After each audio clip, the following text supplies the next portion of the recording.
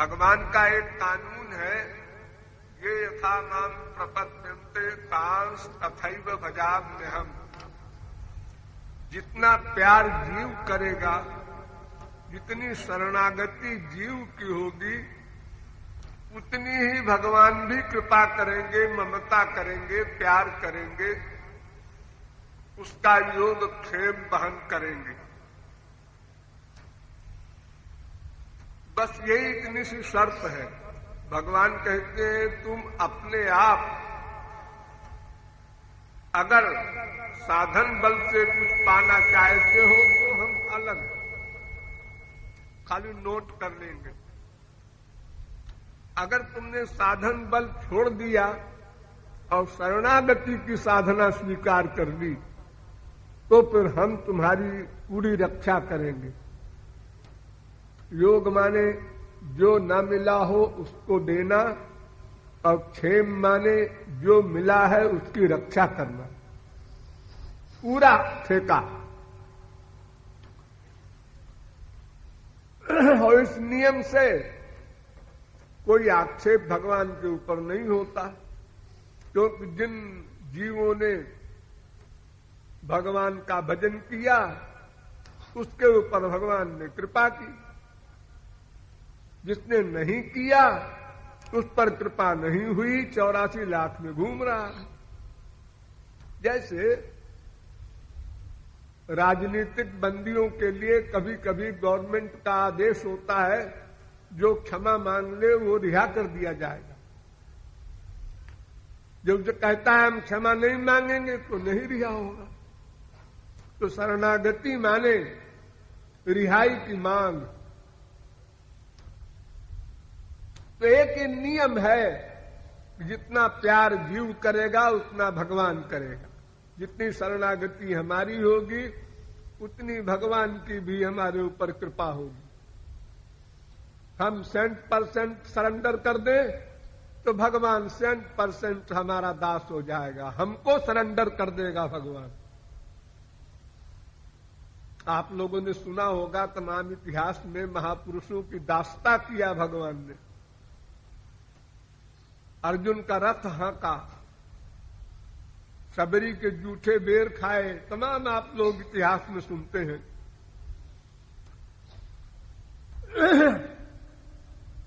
असल में तो भजन शब्द का अर्थ होता है सेवा।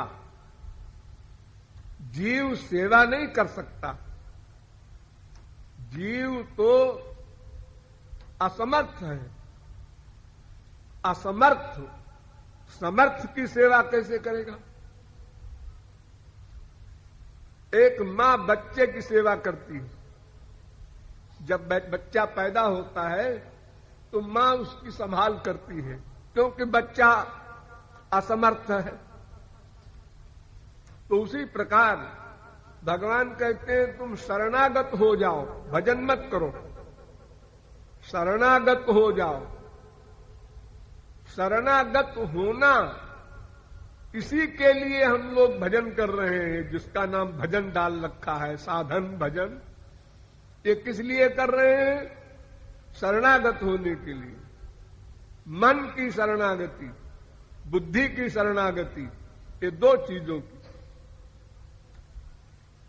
कुछ लोग मन को शरणागत कर देते हैं, कुछ %, लेकिन बुद्धि लगाते रहते हैं। तर्क वितर्क कुतर्क, शंकाएं भगवान के बारे में, महापुरुष के बारे में, तो उनका भी कल्याण कभी नहीं हो सकता। गीता कहती है संशयात्मा विनश्यति, उनका एंड तो सर्वनाश ही है।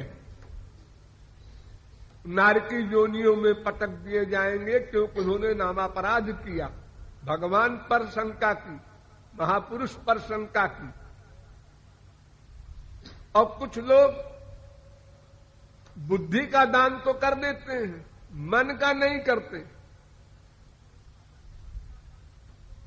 तो अगर मन का दान नहीं करोगे तो प्यार कैसे होगा?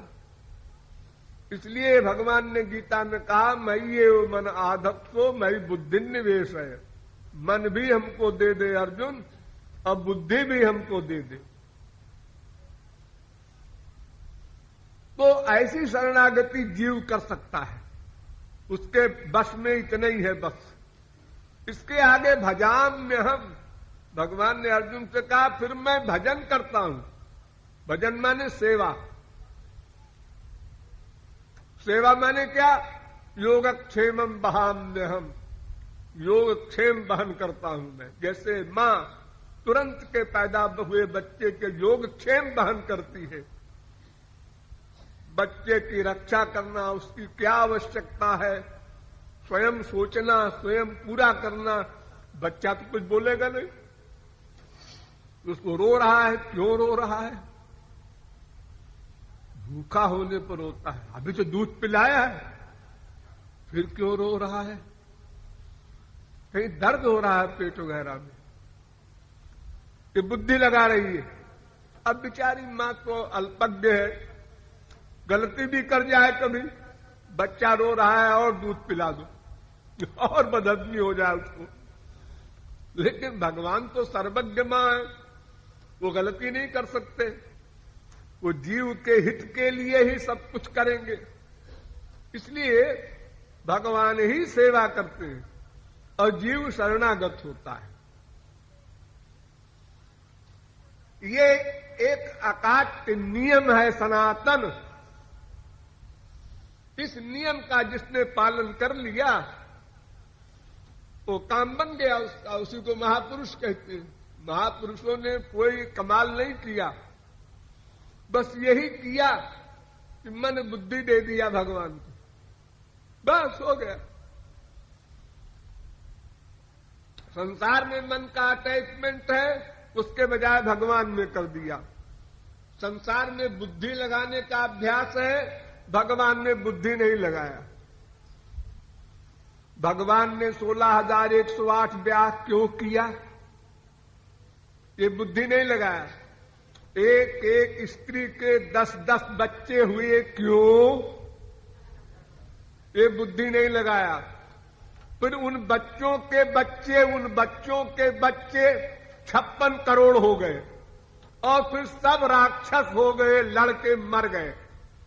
लो जी, भगवान के बच्चे ऐसे बदमाश क्यों हो गए? भगवान ने कुछ कमाल नहीं दिखाया अपना? ये सब जो प्रश्न करने की हमारी आदत है भगवान के प्रति या संतों के प्रति, इसको छोड़ देना होगा। अन्यथा बड़े बड़े ऋषि मुनि योगींद्र मुनींद्र भी नष्ट हो गए। हमारी क्या हैसियत? वे लोग क्या कर सकते हैं, क्या सामर्थ्य है उनमें, हम लोग नहीं समझ सकते उसको। तो हम शरणागत होते हैं, भगवान कृपा करते हैं, ये नियम सार्वजनिक है। लेकिन गोपियों के लिए ये नियम कट गया। गोपियों के लिए भगवान ने कहा न पारे हम निरवध्य संयुजाम स्वसाधु कृत्यम विबुधायुषा पिव यामा भजन दुर्जर गेह श्रृंखला संवृश्च तदव प्रतियातु साधुना। मैं गोपियों तुमसे देवताओं की उम्र में भी नहीं ऋण हो सकता, ऋणी रहूंगा। क्यों? जितना प्यार गोपियां करती हैं तुम भी कर दो।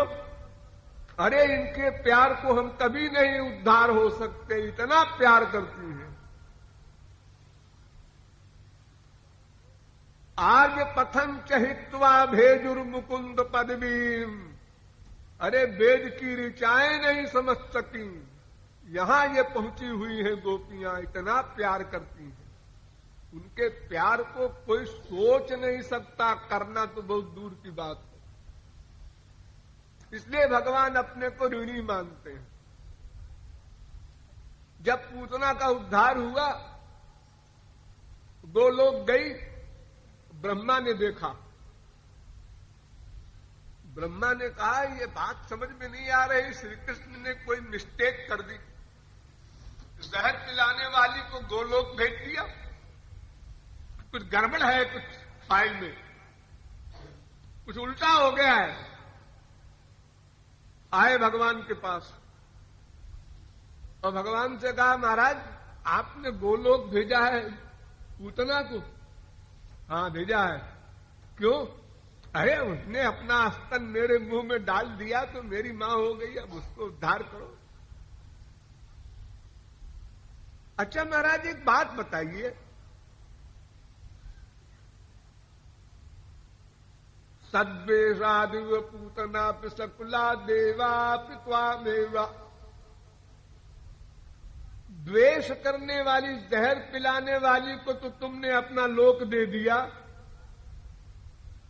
यद धामार्थ सुहृद प्रियात्म तनय प्राणाशयास, जिन्होंने अपना तन मन प्राण सब तुमको दे दिया है, उनको क्या दोगे? गोपियों को?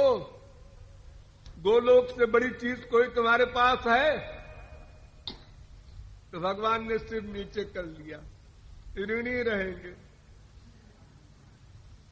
है ही नहीं कुछ देने को, तो क्या है, कर्जदार रहेंगे।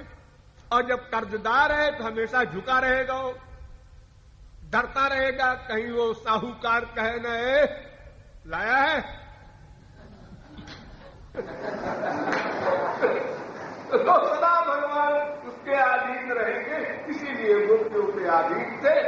तो ये नियम का अपवाद कहलाता है। अपवाद माने नियम के खिलाफ होता है कभी कभी। देखो संसार में सब लोग प्रकाश में कोई वस्तु देखते हैं, लेकिन एक उल्लू होता है पक्षी, वो अंधेरे में देखता है। ये नियम का अपवाद, ऐसे ये नियम का अपवाद है।